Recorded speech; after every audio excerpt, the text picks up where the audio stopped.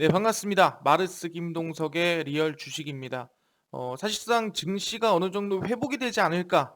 해외 증시가 상승하다 보니까 긍정적으로 보고 있었는데 마무리가 좀 깔끔하지 않았다. 오히려 음봉 마감하거나 하락하는 부분들이 많았다라고 말씀을 드리겠습니다. 여전히 헝다 리스크라든가 아니면 테이퍼링 리스크는 여전히 있는 부분이다 보니까 지금 상황에서는 좀 부정적으로 느껴질 수 있습니다. 하지만 충분히 증시와 상관없이 또는 증시 또한 저는 회복될 수 있고 상승할 수 있다라 보이기 때문에 거기에 관련된 종목들, 우상향 신 종목들 뭐가 있는지 오늘 영상 처음부터 끝까지 꼭 시청하시길 바라겠습니다. 오늘의 영상 주제입니다.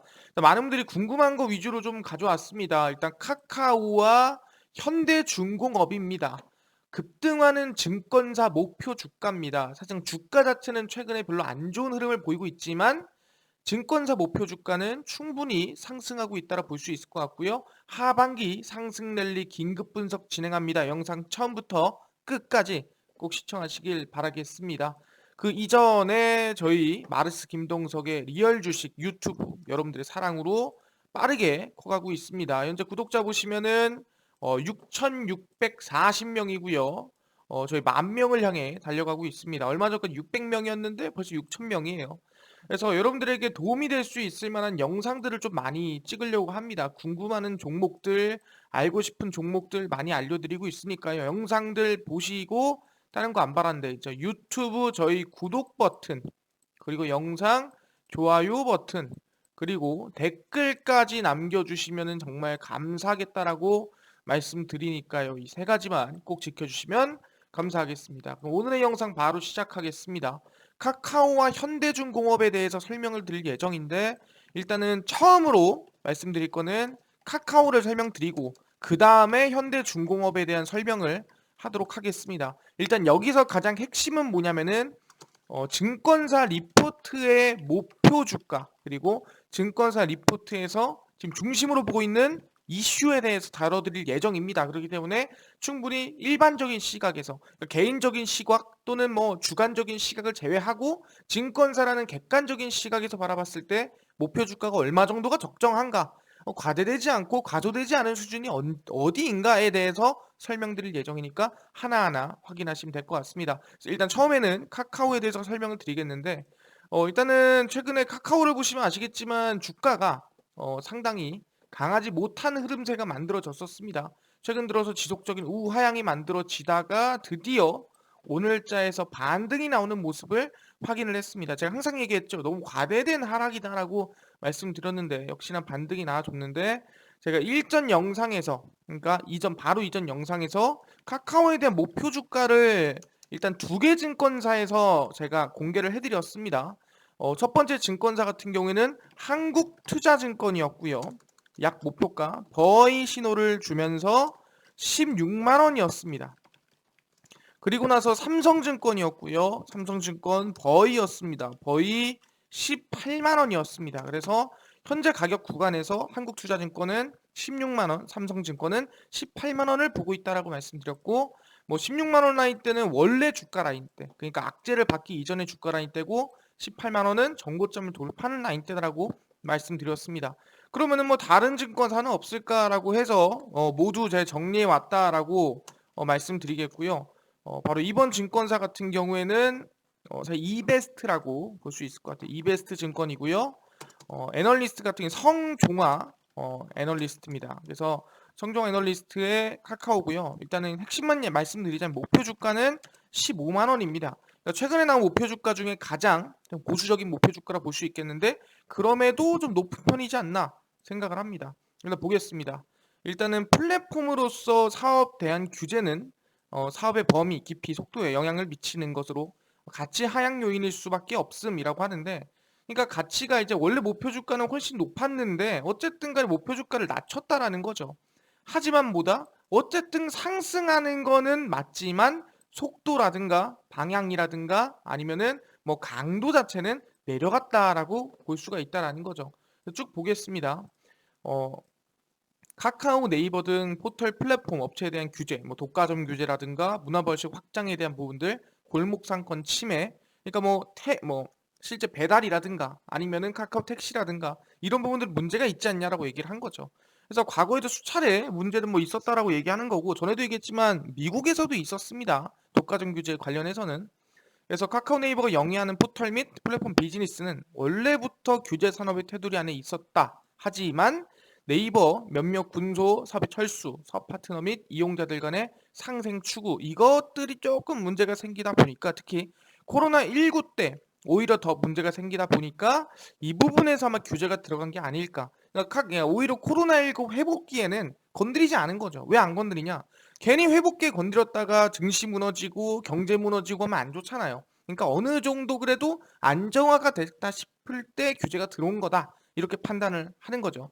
그래서 모빌리티, 아마 핀테크 등 동사 주요 플랫폼에 대한 규제는 해당 플랫폼 사업은 물론 다른 플랫폼 사업들까지도 영향을 미친다. 그렇기 때문에 목표 주가가 하향됐다. 하향돼서 15만 원이다라 보는 거고 그리고 9월 8일 규제 이슈 발동 이후 동사 주가의 조정은 단순히 심리적인 조정이 아니며 상당 부분 구조적이고 부득이한 조정이라 판단을 한다. 하지만 여기서 나오는 게 뭐냐? 버위를 유지한다는 거죠. 그러니까 목표 주가를 15만 원으로 하향을 했습니다. 원래 18만 2천 원이었지만 15만 원으로 하향을 했습니다. 아까 얘기했지만 깊이는 조금 얕아진다는 거지만 버위를 유지합니다. 그 대신에 미들 롱텀 버위 관점을 유지한다. 그러니까 중장기로 봐라. 이런 뜻이기 때문에 상당히 긍정적이라는 거고 파이낸셜 데이터 이거는 사실상 실적이죠.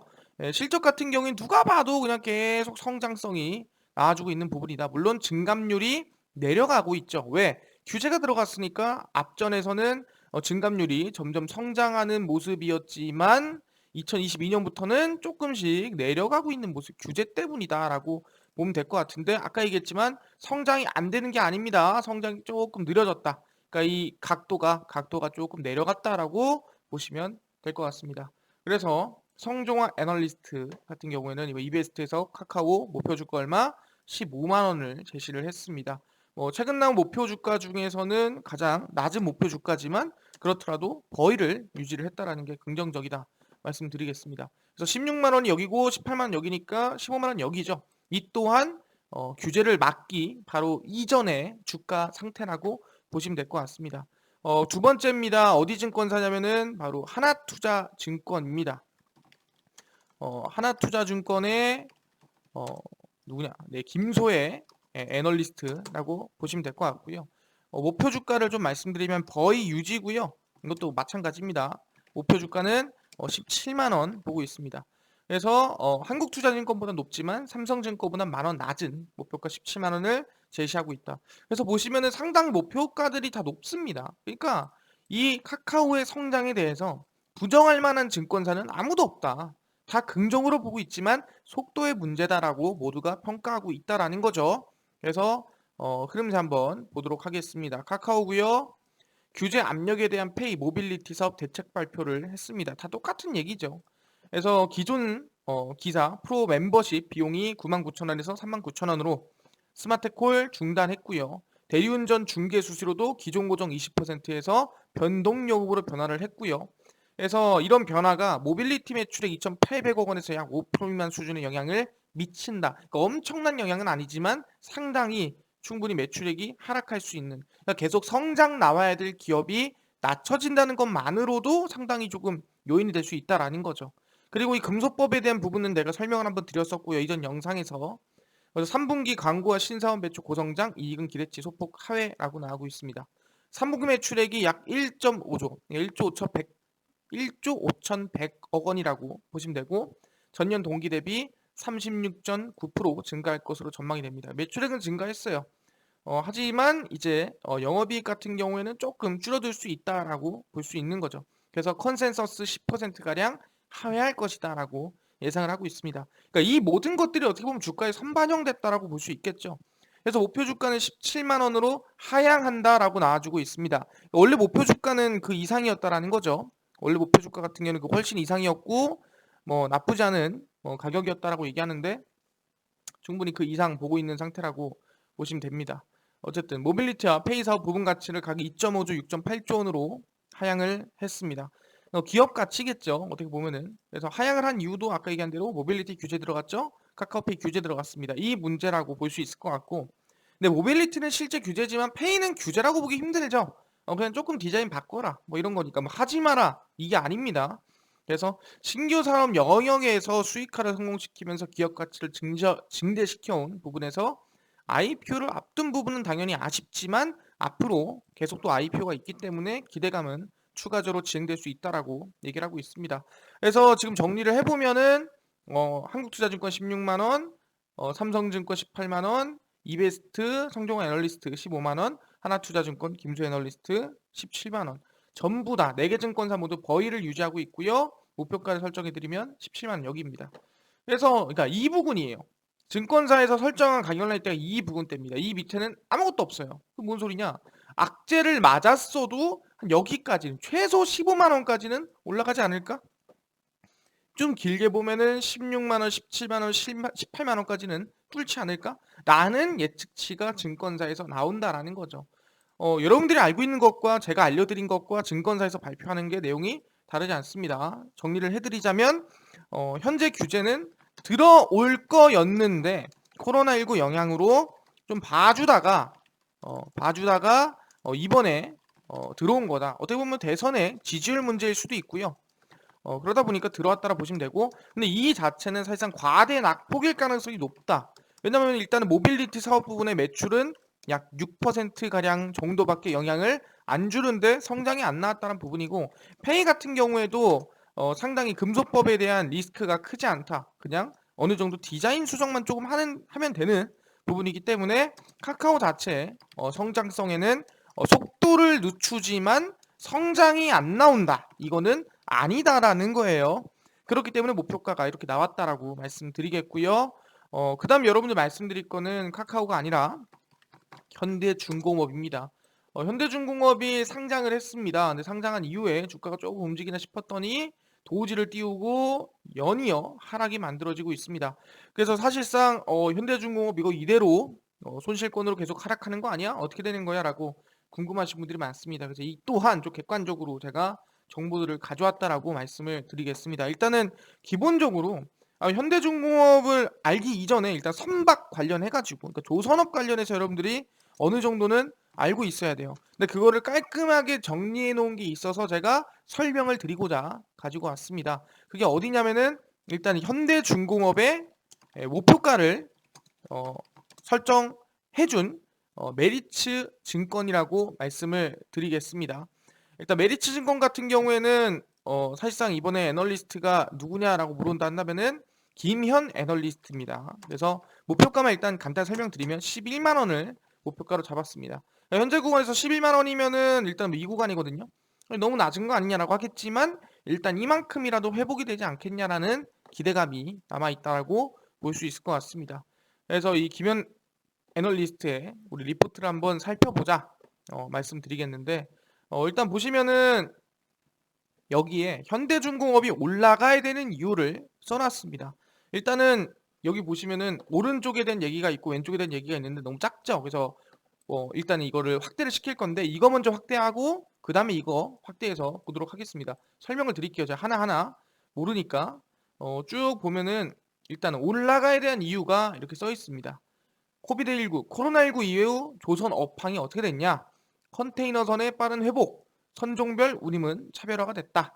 그리고 과거 슈퍼사이클에 대한 회복, 슈퍼사이클은 컨테이너, LNG선, 탱커, 벌크선 발주 러시가 이어졌다.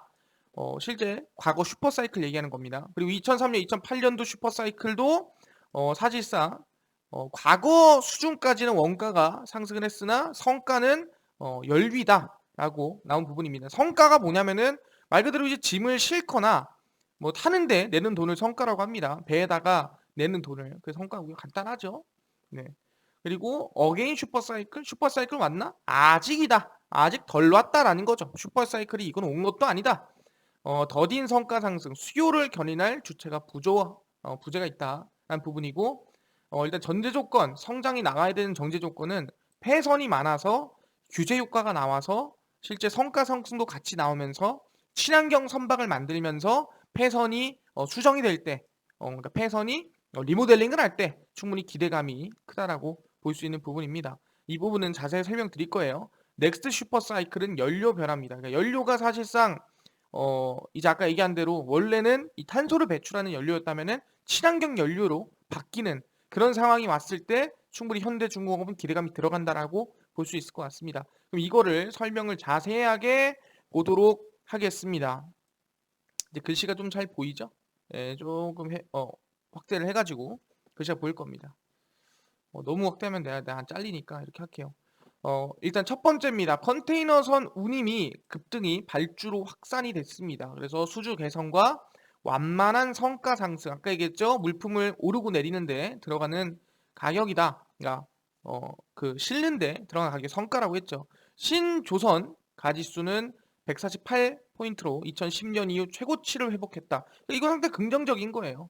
근데 선종별 시황계선은 차별화 양상. 그러니까 뭐 컨테이너나 벌크선이나 LNG나 서로 다르다라고 보시면 될 것 같습니다. 뭐 하나 다 같이 대박 난 게 아니라 어느 수준은 뭐 컨테이너나 벌크선은 회복이지만 LNG선이나 탱커는 좀 침체다라고 나오는 겁니다. 그리고 첫 번째 슈퍼사이클이 2000년, 2002년입니다. 조선업계 독자 생존기고요. 2001년 중국 WTO 가입이 변곡점이 돼서 무역이 늘어났다. 그러다 보니까 사실상 배를 통해서 옮기는 일이 많아지다 보니까 조선업계가 살아났다라고 볼 수 있는 부분이고, 특히 2000년, 2002년이 뭐 할 때냐면 중국이 막 성장할 때예요. 막 경제 성장률 15%막 이렇게 나올 때가 이 당시거든요. 그러다 보니까 충분히 이 당시에 한국이 좀 수혜를 봤다라고 보는 부분이고, 2003년 컨테이너선 대형화 발주, 2004년 카타르 LNG선 독점 수주, 2005년 탱커 이중선체 규정, 2006년 원자재 슈퍼사이클이 돌았다라고 하면서 기대감이 커졌죠. 근데 원자재 슈퍼사이클이 왜 중요하냐면은 후판 가격이라고 하죠. 그러니까 배가 이렇게 있잖아요. 배가 이렇게 있으면 여기 들어간 철, 후판이 제일 두꺼운 철이거든요. 이 후판 가격이 상승하면은 당연히 선가도 같이 상승하겠죠. 원가가 오르니까 당연히 거기에 들어가는 비용도 오를 수밖에 없습니다.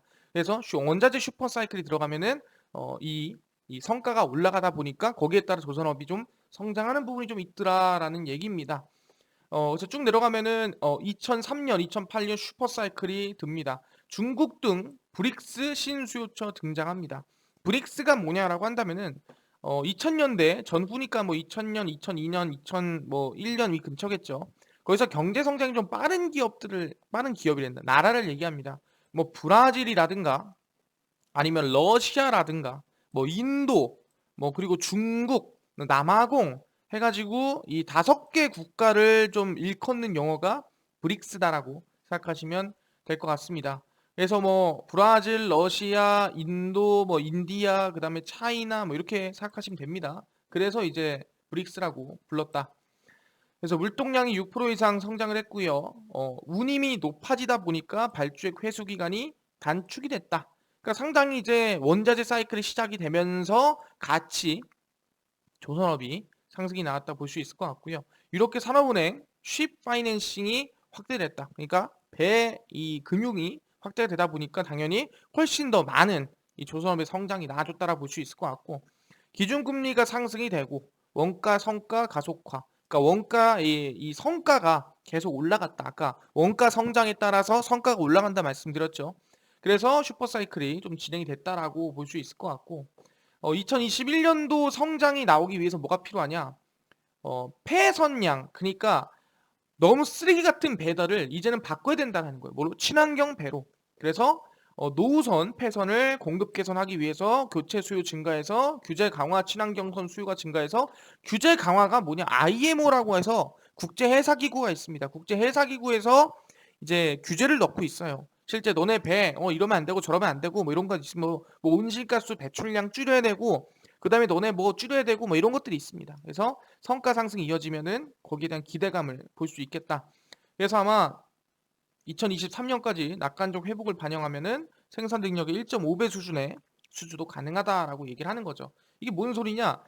일단 보면은 규제 강화, 유가 상승으로 저효율선 퇴출, 폐선이 된다라고 얘기 나와주고 있습니다. 무슨 규제? IMO 규제 효과입니다. IMO라는 게 아까 얘기한 국제 해사 기구라고 했죠. 이 국제 해사 기구에서 뭐를 얘기하냐면은 원래 배가 이렇게 가려면은 뭐가 있어야 돼요? 연료가 있어야겠죠. 근데 그 연료에 뭐가 들어가냐면은 선박류에는 보통 황산화물이라든가 아니면은 뭐 질소산화물이라든가 유해 물질이 막 나옵니다. 그러다 보니까 야 유해 물질 나오는 선박 줄이자. 그거 없애야 된다. 그래서 2020년 1월부터 규제가 들어갑니다. 야, 너네 이 유해물질 나오는 거 줄여, 없애 해서 2020년 1월부터 못하게끔 막아버려요. 그래서 2021월부터 규제가 들어가다 보니까 친환경성으로 점점점 바뀌는 단계고, 그리고 여기 안에 뭐가 있냐면 선박 에너지 효율 계수라는 게 있습니다. 말 그대로 이제 선박의 에너지를 얼마나 효율적으로 탄소 많이 안 쓰면서 쓰는가, 그 효율 계수라는 게 있는데, 이게 원래 2013년에는 이제 신선박에만 이제 영향을 줬거든요. 2013년도 이후에 나오는 신선박에만 선박 에너지 효율 계수를 넣자라고 했는데, 이제는 모든 선박, 노후화된 선박에도 모두 들어간다라고 볼 수 있겠죠. 자동차 같은 경우에도 너무 오래됐다 그러면은 그 자동차 가져오라 하잖아요. 너네 이제 이 오래된 거 쓰면은 너네 딱지 붙일 거야? 똑같은 겁니다. 선박도 오래돼가지고 탄소 많이 배출하고 유해물질 많이 배출하면은 너네 바꿔야 돼라고, 또는 고쳐야 된다든가, 또는 교체를 해야 돼라고 얘기를 하는 거죠. 그래서 그게 선박 에너지 효율 계수라고 볼 수 있을 것 같고요. 뭐 거기에 더불어서 뭐 뭐까지 뭐 하면 탄소를 얼마나 배출하나, 뭐 1년간 1톤의 짐을 날랐을 때 1해리를 간다면 1해리가 약 1.8km입니다. 1해리를 갔을 때 탄소가 얼마나 나오나, 뭐 이것도 계산하고 막 그래요. 그래서 아예 뭐 국제해사기구가 상당히 친환경적인 규제가 많이 들어가고 있다라고 보시면 될 것 같습니다. 그러다 보니 뭐 사실상 EEXI, 뭐 CIA, 아까 얘기한 거 그런 것들이에요. 제가 얘기한 대로 친환경을 얼마나 친환경적이냐, 이런 거를 만드는 거라 보시면 될 것 같고, 그래서 실제 발효는 2023년부터다. 그러니까 2023년 전부터 다 바꿔놔야 돼요. 미리 바꿔놓고 수정해놓고 미리 엔진 다 교체해놔야 된다. 그러다 보니까 충분히 기대감 더 가질 수 있는 거 아니야? 라는 느낌이 산다는 거죠. 그래서 넥스 슈퍼사이클은 트리거는 연료 변화다. 연료를 변화함에 따라 슈퍼사이클이 돌지 않겠느냐라는 얘기가 나온다라는 거죠. 그래서 기존의 오일, CCS, LNG, LPG, 암모니아, 액화, 압축수소, 메탄올, 바이오디젤 등 가스의 대체 연료가 들어가야 된다. 그래서 연료가 바뀌면서 그 연료를 바뀌면서 뭐 바로 조선업체, 엔진업체인 현대중공업이 수혜를 받는다라는 거죠. 연료가 바뀌면서 엔진이 바뀌어야 되니까 현대중공업이 수혜를 받는다. 그래서 2022년에서 2023년까지 좀 기대감이 있습니다라는 얘기를 하는 거예요. 그래서 목표 주가는 일단 11만 원인데 뭐 나중 되면 그 이상 올라갈 수도 있는 거죠. 그래서 현대중공업이 이렇게 나왔다라고 얘기를 하는 겁니다. 뭐 길지만 최대한 쉽게 설명을 했습니다. 그래서 지금 구간에서는 상당히 뭐 주가가 애매하겠지만 결국에는 뭐다? 현대중공업 같은 경우에는 충분히 2023년도부터 규제가 강하게 들어가니 그 전에 선박이라든가 좀 기존의 뭐 폐선이라든가 이런 것을 바꾸기 시작하면은 기대감 계속 들어오지 않겠느냐, 슈퍼사이클 한 번 더 오지 않겠느냐라는 기대감을 가진다라는 거죠. 특히 원자재 같은 경우도 계속 올라가다 보니까 쿠팡 가격이 상승하죠. 그리고 성과도 올라가겠죠. 그럼 거기에 따라서 충분히 성장 가능성이 있지 않겠느냐라고 얘기를 하고 있는 겁니다. 결론만 얘기하면은. 그래서 말씀드리면은 대한민국에서도 친환경 정책으로 바뀌고 있습니다. 2030년까지 선박 528척 친환경 전환, 온실가스 배출 40만 톤 갑충이라고 대한민국에서도 얘기를 했습니다. 국제해사기구가 아니고요. 2030년까지 공공과 민간 부분 선박 528척을 친환경 선박으로 전환을 해서 선박의 온실가스 배출량을 70% 줄일 수 있는 기술을 개발하고 친환경을 열심히 하겠다. 뭐 이런 얘기입니다. 그래서 쭉 가까이서 보면은 보이시죠? 공공 부분 선박을 388척, 그럼 약 83% 가량이라고 생각하시면 되고요. 민간 부분도 약 140척, 그럼 20% 가량 바뀐다라 보시면 됩니다. 그래서 상당히 대부분 공공 선박을 대부분 이제 친환경 선박으로 바꾼다라는 거고, 그 다음에 이제 LNG 상용화 기술, 저탄소 선박, 무탄소 선박 이런 것들을 싹 다 바꿔내겠다라고 정부에서도 발표를 한 겁니다. 쭉 보시면은 친환경 선박 및 기자재 기술 개발을 체계적으로 지원하기 위한 내용이고요. LNG 전기 하이브리드 방식의 선박 추진 기술은 핵심 기자재 국산화, 고도화 기술 경쟁력을 높인다라는 거죠. 기존의 연료와 무탄소 연료를 혼합해 사용하는 혼합 연료 추진한다. 연료가 바뀌면 아까 뭐라 했죠? 네, 엔진이 바뀐다. 그걸 바꾸기 위해서는 사실상 누가 만든다? 현대중공업이 만든다라고 아까 설명을 한번 드렸습니다. 엔진을 만드는 현대중공업이 이거의 수혜를 받는다. 고효율을 만들기 위해서도 현대중공업이 수혜를 받는다라고 생각하시면 됩니다. 그래서 그린십 K 추진을 진행하고 있고요. 당연히 아까 얘기한 대로 친환경선으로 전환율 15%를 달성하겠다라는 얘기입니다. 그래서 공공성각 아까 얘기한 388석 척, 그 다음에 뭐 민간 선박 140척 해가지고 바꾸겠습니다. 뭐 이런 얘기입니다. 그래서 대한민국 정부에서도 밀고 있는 정책이라 볼 수 있겠고요. 그 다음에 이미 뭐 지금 조선사들은 한 해 장사 끝냈습니다. 그러니까 돈 많이 벌었다는 거죠. 근데 저는 충분히 더 성장성이 있다라고 개인적으로 생각을 하고 있습니다. 일단 한국조선해양 같은 경우에도 130% 달성, 대우조선해양 달성, 삼성중공업 달성했습니다. 현재 구간에서 달성을 했어요. 물론 코로나19 영향도 있겠지만 중요한 게 뭐냐? 오케이 알겠어. 근데 올라가겠냐 안 올라가겠냐 언제 올라가겠냐는 거예요. 아까 말씀드렸습니다. 2013년도에 친환경 규제가 들어갔다라고 말씀드렸고요.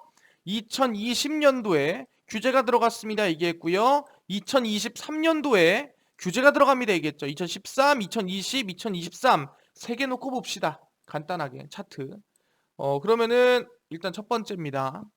한국 조선해양 먼저 보도록 하겠습니다. 일단 쭉 땡겨서 2013, 2020 이렇게 볼게요. 2013 보면은 2013년도 전에 주가가 보시면 규제가 들어오기 이전에 2012년도에 한번 상승이 쭉 나왔죠. 그 다음에 쭉 눌렸다가 13년도에 한 번 더 추세 전환 나오는 부분이 있습니다. 근데 이미 뭐 이전에 여기가 너무 셌어요. 이때 슈퍼사이클 너무 셌기 때문에 이때 상승이 약할 수 있겠지만 그래도 규제 이전에 반등이 나오죠. 2020년도 마찬가지입니다. 규제가 들어오면서 반등 상승세가 이어진 모습을 확인할 수가 있습니다. 근데 한국조선해양 보시면 지금 충분히 조정을 받은 상태예요. 그러니까 고점이면 모르겠는데 이미 2023년도도 보시면 충분히 조정을 받으면 규제 이전에 반등, 조정받으면 규제 이전에 반등, 충분히 조정받으면 규제 이전에 반등 나오는 모습이고 충분히 조정을 받은 상태죠. 그래서 뭐 나쁘지 않은 구간이라 볼 수 있을 것 같고요. 대우조선해양입니다. 대우조선해양도 2013년도, 지금 현재 2020년도 좀 비교를 해볼 필요가 있다라고 말씀을 드리는데 지금 구간에서 보시면 일단은 대우조선해양도 쭉 보시면 뭐 거래 정지도 당했었는데 뭐 뒤로 쭉 넘겨볼게요. 보시면은 2013년도 당연히 12년도에 상승 나아졌고요. 조정 이후에 상승, 조정 이후에 상승. 규제 들어갈 때쯤 선박 교체 시기가 생기다 보니까 당연히 상승이 나온다고 보시면 되고 2020년도 마찬가지입니다. 조정 이후에 상승이 나와줬다. 그리고 쭉 이어지는 상승이죠. 그래서 선박 교체 시기나 규제 시기가 들어오면은 이 선박 관련주라든가 조선 관련주는 상승이 나오는구나. 삼성중공업 보겠습니다. 얘까지 보고 말씀드릴게요. 삼성중공업까지 보시면 2013년도 기준입니다. 2013년도에 규제가 들어옴과 동시에 당연히 주가 상승세가 나아졌고 충분한 조정 이후에 규제가 들어올 때 상승. 그리고 나서 2020년도에 규제가 들어올 때 저점 찍고 상승. 그리고 충분한 조정이 만들어졌다. 다 똑같은 흐름입니다. 그러다 보니까 이미 지금 얘네들은 돈을 많이 벌었지만 주가는 반영이 이미 다 끝난 상태예요. 그래서 근데 충분히 뭐 지금 문제가 되는 건 뭐냐, 원재 자격 상승이 여전히 부담인데 거기에 따라 아마 성과를 조절하지 않을까. 성과가 상승이 나오면 거기에 따라 충분히 저는 주가도 올라갈 수 있지 않을까 생각합니다. 그렇기 때문에 지금 이제 현대중공업을 뭐 들고 계신 분들이 있을 거예요. 현대중공업 들고 계신 분들이 있을 텐데 이분들은 뭐 지금 당장에서 급등이나 상승을 보기보다는 2023년 규제가 들어가니까 그 이전까지 충분한 지금 뭐 조선업들은 조정이 나왔으니까 기간을 두고, 그러니까 기간이라는 게 아까 뭐 카카오도 미들 롱텀이라고 말씀드렸지만 이것도 미들 롱텀으로 해서 충분히 길게 보면은 긍정적인 상승이 나오지 않을까라는 개인적인 생각을 가지고 있고요. 그 다음에 당연히 IPO가 원래 하고 나면은 실제 보유예수 기간이 있죠. 보유예수 보통 6개월 정도 잡고 있는데 6개월 사이에 보통 반등이나 상승이 한번 나와주고 있으니까 한번 조정 라인 때가 어디까지 조정이 나오나 계속 저도 지켜봐 줄 겁니다. 그래서 맞춰가면서 반등 시점이나 상승 시점 같이 대응해 보면 좋을 것 같은데 롱텀, 미들 롱텀 길게 봤을 때는 긍정적이다 말씀드릴 수 있을 것 같습니다. 그래서 뭐 이런 식으로 충분히 주가를 객관적으로 평가해서 뭐 나쁘지 않다라고 볼 수 있을 것 같은데 뭐 이런 중장기 종목 대형주 이외에 저는요 당일 좀 급등이 예상되는 종목도 좀 무료로 알려줬으면 좋겠고요. 그 다음에 뭐 장 시작 전에 급등이 예상되는 이슈나 뉴스들도 좀 무료로 정리해줬으면 좋겠습니다. 그리고 충분히 급등이 예상되는 테마주라든가 또는 매매법도 무료로 알려줬으면 좋겠어요 하시는 분들이 있어서 누가 김동석 대표가 무료로 배포해드리고 있습니다. 어디서? 바로 김동석의 리얼 주식 연구소라는 100% 무료 어플입니다. 여기서 당일 급등 예상 종목, 시황, 기법 강의, 테마주 다 정리해드리고 있습니다. 이 연구소 어플 같은 경우에는 여러분들 각 스마트폰 안에 아이폰 또는 안드로이드 모두 다운로드 가능합니다. 앱스토어라든가 아니면 구글 플레이에 들어가시면 되고요. 그래서 앱스토어 또는 구글 플레이 또는 플레이 스토어라고 어플을 다운받을 수 있는 어플이 있습니다. 이 어플에 들어가셔서 여러분들이 뭐라고 검색하냐, 사실상 조금 길 수도 있습니다. 하지만 너무 길게만 생각하지 마시고요. 들어가셔서 뭐라고 검색하냐면은 김동석의 리얼 주식 연구소라고 검색을 하시고요. 검색을 하시면 이렇게 어플이 나오게 됩니다. 이 어플 터치 꼭 하시고 들어가시면 100% 무료입니다. 무료로 설치가 가능하니까요. 꼭꼭꼭 설치하셔라 말씀을 드립니다. 그래서 설치를 하시면 저희 마르스 김동석의 리얼 주식 어플이 이렇게 화면에 여러분들 휴대폰 화면에 뜨게 됩니다. 보시면은 당일 리얼 추천주, 이게 당일 급등 예상 종목을 매일매일 알려드리고 있고요. 극비 분석이 뭡니까? 시황이죠. 장 시작 전에 시황 뉴스 알려드리고 있고, 극비 자료가 테마주랑 그 다음에 강의 무료로 알려드리고 있습니다. 그래서 보시면은 이미 뭐 전일자에 추천했던 게 A스토리였죠. A스토리가 약 16% 이상 급등이 나왔고, 이 후속주를 잘 계속 드리고 있습니다. 그래서 24일, 그러니까 오늘자 추천주도 드렸는데 아직 목표가 달성은 안 됐어요. 근데 아마 추가 상승 기대되지 않을까. 승률은 약 80%에서 한 90%쯤 나온다 보시면 됩니다. 그래서 매일매일 급등 추천주를 추천드리고 있습니다. 그래서 당연히 월요일 날짜 급등 예상되는 종목도 알려드리겠죠. 그 급등 예상 종목 뭔지 알아가시면 좋겠다라고 말씀을 드립니다. 월요일 날짜가 이제 27일이니까 27일 추천주 하고 올라올 거예요. 그러니까 어플을 다운받아야 추천주가 뭔지 알 수가 있습니다. 그리고 이제 급비 분석 들어가면은 장전에 시황을 매일 올려드리고 있습니다.